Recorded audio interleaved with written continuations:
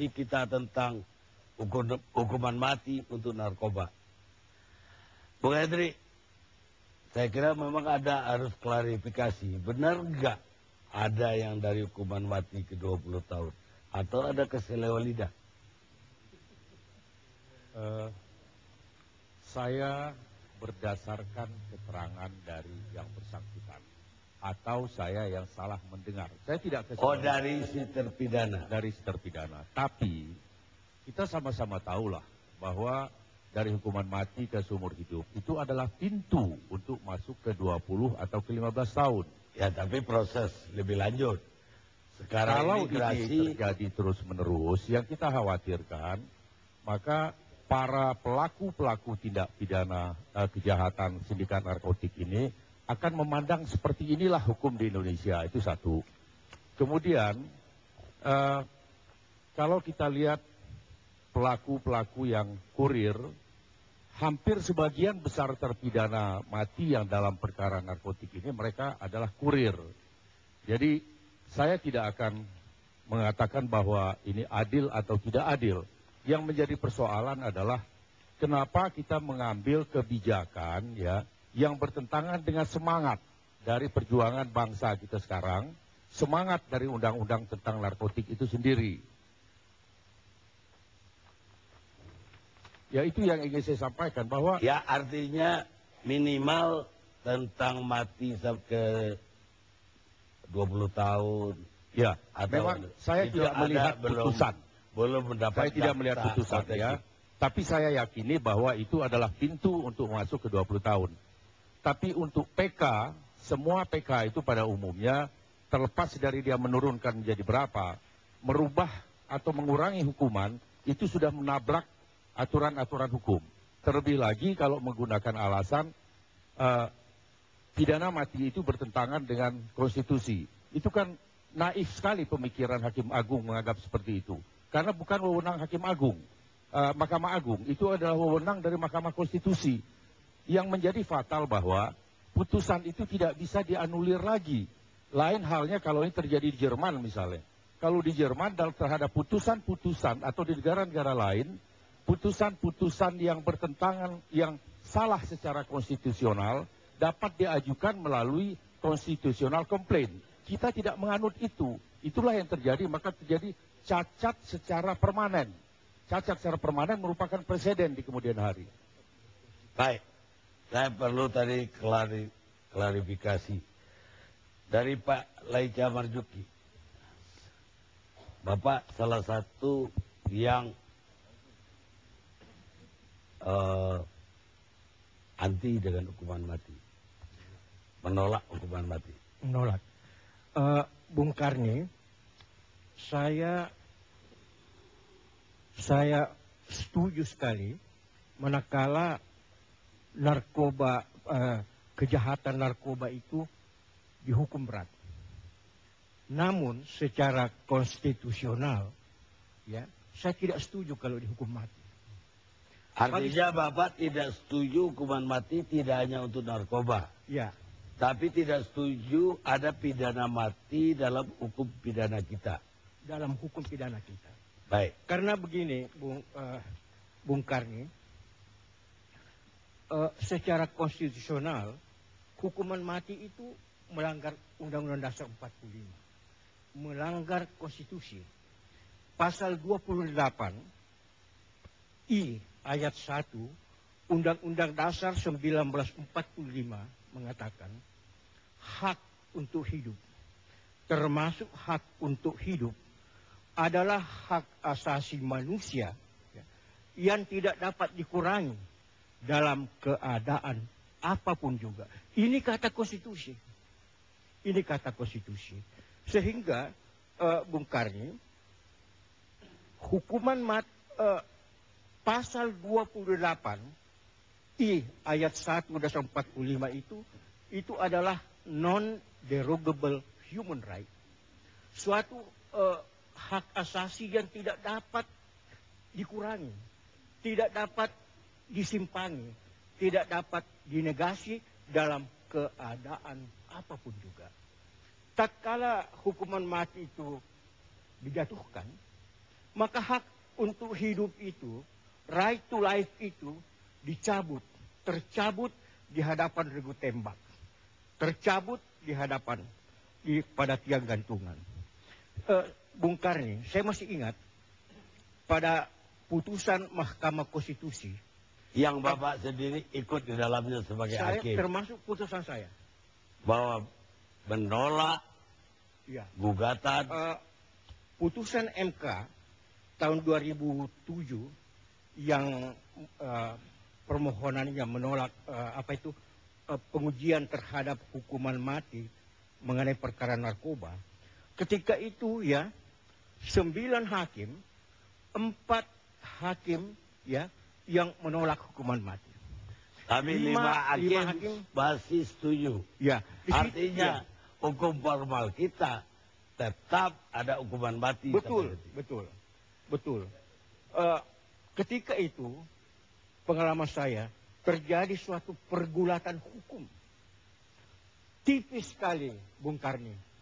4 yang menolak, 5 yang setuju, ya, 5 yang setuju. Saya menghargai putusan Mahkamah Konstitusi. Saya menghargai putusan mayoritas. Tetapi saya selaku dissenting pada waktu itu, saya menyatakan sikap tidak setuju. Tidak setuju hukuman mati itu. Saya menolak hukuman mati. Di luar Undang-Undang Dasar 45 pasal 28 huruf I tadi, apa argumen Bapak tidak setuju hukuman mati? Saya berpegang teguh pada pasal 28I ayat 1 Undang Dasar 45. Tatkala kita berbicara mengenai negara hukum, kata pertimbangan dissenting saya itu, kita harus berpegang teguh kepada konstitusi. Bung Karni, jangan lupa, di luar Indonesia ini, 106 negara ya telah menghapuskan hukuman mati. Tapi Bapak tahu tidak bahwa ada beberapa negara bagian di Amerika yang sudah menghapuskan hukuman mati. Iya.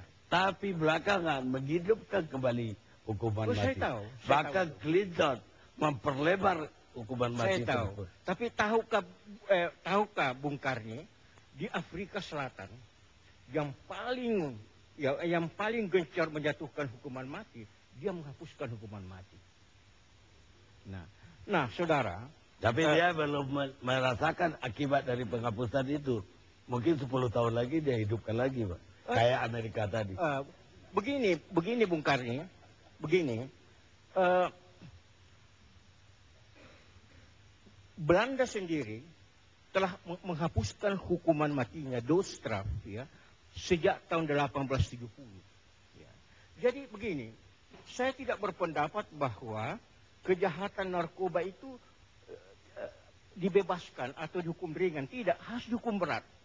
Dan itu dihukum seumur hidup. Levensstraf. Jadi pada dasarnya Bapak dalam hal ini lebih setuju dong Presiden memberikan gerasi kepada kurir-kurir. Itu konstitusional. Tapi Bapak tidak setuju Mahkamah Agung mengubah hukuman mati menjadi 12 tahun penjara. Begini, yang kita persoalkan di sini mengenai penghapusan hukuman mati. Putusan Mahkamah Agung itu konstitusional. Ketika saya hakim agung, Bung Karni, hukuman pengurangan mengenai doodstraf itu, ya, saya bersama-sama dengan Profesor Bagirmanan, Ketua Mahkamah Agung, itu saya mengatakan bahwa iudex iures, hakim agung itu berwenang untuk mengurangi hukuman. Ada pendapat mengatakan bahwa hanya iudex facti, ya, yang bisa mengurangi hukuman. Hakim agung juga iudex iures. Sehingga, tapi tadi kan Bapak menyatakan bahwa Bapak tidak setuju hukuman mati. Tapi Bapak setuju hukuman berat terhadap... Hukuman berat, ya. Ya, apakah menurut Bapak hukuman seumur hidup terlalu berat juga untuk narkoba? Pabrik ekstasi loh, Pak. Ya. Pabrik ekstasi dan penyelundupan 5 kg heroin. Saya setuju mereka itu dihukum berat.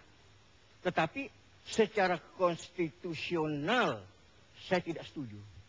Karena itu melanggar konstitusi. tatkala konstitusi Anda, Bung Karni, Undang Dasar 45 mengatakan hak untuk hidup tidak dapat dikurangi dalam keadaan apapun juga, itu kata konstitusi. Apakah Anda mau melanggar konstitusi? Artinya, segala peraturan perundang-undangan yang namanya Gesetz itu yang memperlakukan hukuman mati, itu berarti melanggar konstitusi. Melanggar konstitusi. Walaupun, ya tapi dalil Bapak belum diterima Mahkamah Konstitusi, di mana Bapak sendiri salah satu hakim. Ya, harus Bapak terima juga. Saya katakan tadi, saya menghormati putusan Mahkamah Konstitusi, ya, karena itu adalah putusan mayoritas dan mengikat. Ya. Tetapi jangan lupa, 4 hakim konstitusi di kala itu menyatakan dissenting. Ya, itu kita tahu. Ya. Sekarang saya ke Pak Ifdal dah yang senyum-senyum kayak sependapat sama Pak. Komnas HAM juga sependapat dengan Pak Ya, Leja. karena setelah reformasi kita merubah Undang-Undang Dasar, mengamandemen, dan memasukkan pasal mengenai hak atas hidup. Itu punya konsekuensi yang besar. Ketika hak atas hidup itu menjadi hak konstitusional, maka punya implikasi terhadap hukum positif yang masih memberlakukan hukuman mati. Nah, karena itu judicial review yang dilakukan terhadap undang-undang yang masih mencantumkan hukuman mati, menurut saya itu relevan untuk diajukan. Nah, selain secara konstitusional hak atas hidup ini diakui, kita juga menjadi pihak dari perjanjian internasional mengenai hak-hak sipil dan politik, International Covenant on Civil and Political Rights, yang kita ratifikasi pada tahun 2005 melalui Undang-Undang Nomor 11 tahun 2005. Di dalam ICCPR ini dicantumkan tentang larangan melakukan hukuman mati. Meskipun diberikan persyaratan, yaitu penghapusannya harus secara gradual, secara pelan-pelan, sesuai dengan perkembangan di dalam masyarakat itu. Sebetulnya diskusi Ya, pro dan anti hukuman mati ini sudah berlangsung sudah 30 tahun. 30 tahun. Dan kita tahu Dan bahwa ketika Yap Yamin Betul. pro hukuman mati bersama Luhut Pangaribuan, Ismail Siregar tidak sependapat untuk kejahatan-kejahatan yang luar biasa. Ya. Dan Misbar juga mengatakan bahwa menurut iman saya itu juga layak yang luar biasa tersebut mendapat hukuman mati. Karena bagi dia hukuman mati itu tidak hanya menyebabkan kapok, tapi sadar ini terhukum. Dan kalau dia sadar, dosanya diampuni. Kira-kira Misbar punya tanggapan begitu. Beliau juga pernah jadi hakim agung. Apa pendapat Pak Ifdal? menurut saya memang bisa ada pendapat seperti itu. Tetapi kita juga melihat ya banyak bukti yang kita tunjukkan juga dengan statistik ya. Hukuman mati juga tidak menimbulkan efek jera yang praktis. Karena itu tetap kejahatan ini tetap muncul meskipun Kejahatan itu akan ada dari dunia ada sampai dunia berakhir. betul. Nah, Tapi seadanya tidak ada tindakan yang tapi cukup keras. obatnya bukan satu-satunya adalah hukuman mati. Jadi hukuman mati jangan dilihat sebagai panacea. Seakan obat yang paling ampuh untuk bisa membuat jerah pelaku-pelaku kejahatan. Sekarang pun di tingkat internasional, kejahatan-kejahatan paling serius seperti genosida, seperti war crime dan crime against humanity itu tidak dihukuman mati. Coba lihat di ICC, International Criminal Court, tidak menghukum kejahatan paling serius di tingkat internasional itu dengan hukuman mati. Iya, itu yang bikin penyesalan Amerika. Sehingga dia hidup Amerika lagi. bukan pihak dari ICC. Iya, Anda makanya keliru itu. malah dia melebarkan. Dia menolak ICC. Amerika. Makanya. Jadi Amerika jangan dilihat sebagai pionir terus ya. Ya, dalam konteks dari ini. berapa ratus negara kan. Ya, betul. Jadi ini memang debat penahun. Dan data bahwa tidak jerah, ya betul. Ada negara yang melaksanakan hukuman mati, kejahatannya tetap saja ada. Jangan-jangan kalau nggak ada hukuman mati malah lebih tinggi lagi. Tidak. Dari disebut Pak Profesor Laika bahwa ada 106 negara yang telah menghapus hukuman mati. Dan di negara itu tidak ada indikasi yang menunjukkan tingkat kejahatan naik.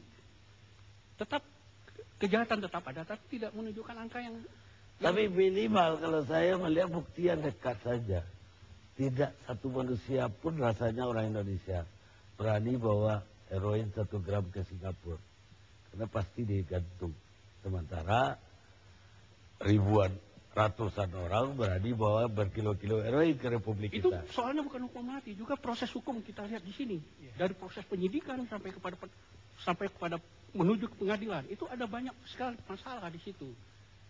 Jadi jangan dilihat, jangan hanya dilihat pada akhirnya, pada hukumannya, tapi juga dilihat proses hukum ketika penangkapan terjadi sampai dibawa ke pengadilan.